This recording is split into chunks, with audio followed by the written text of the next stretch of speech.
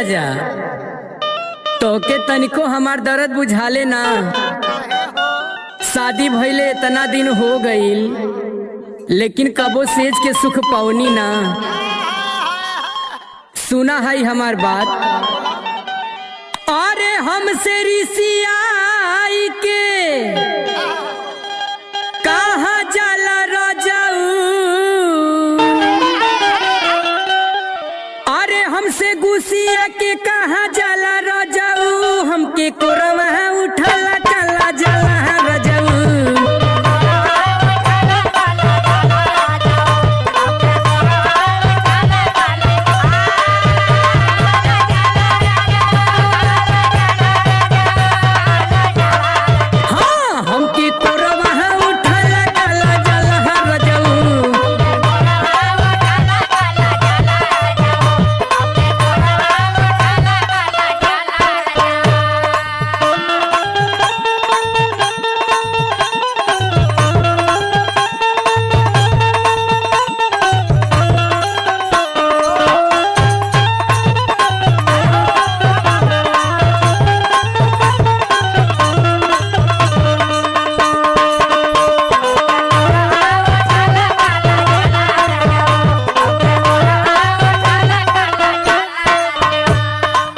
तने नाए राजा जब जब तू छू देला दहिया में 440 वोल्ट के करंट लग जाला। ए राजा पूरा दहिया गनगना जाले।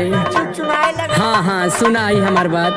बुझला ना राजा हमार पहली मुलाकात में।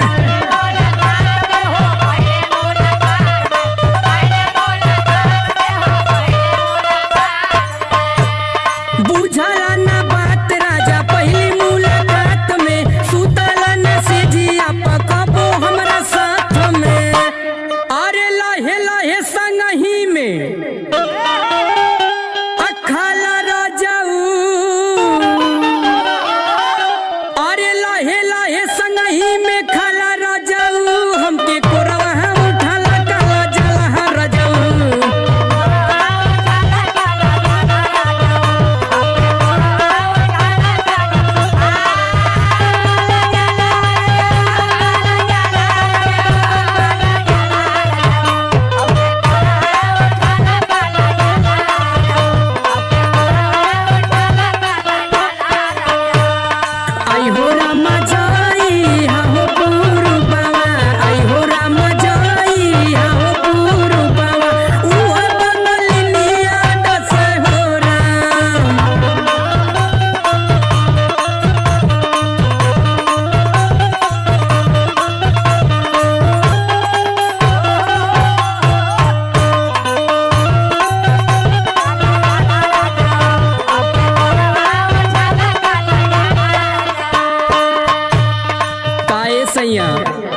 जब से गौना करा के लिए अइला हमार तो लगत है कि किस्मतें फूट गई। सुना है हमार बात। चढ़ली जवानी हमार भइल जाता माटी।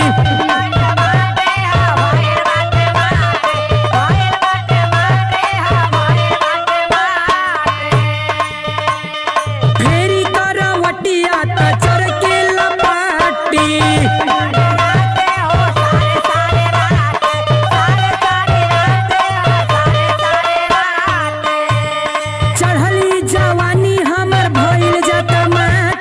फेरी करवटिया तो चर के लपाटी।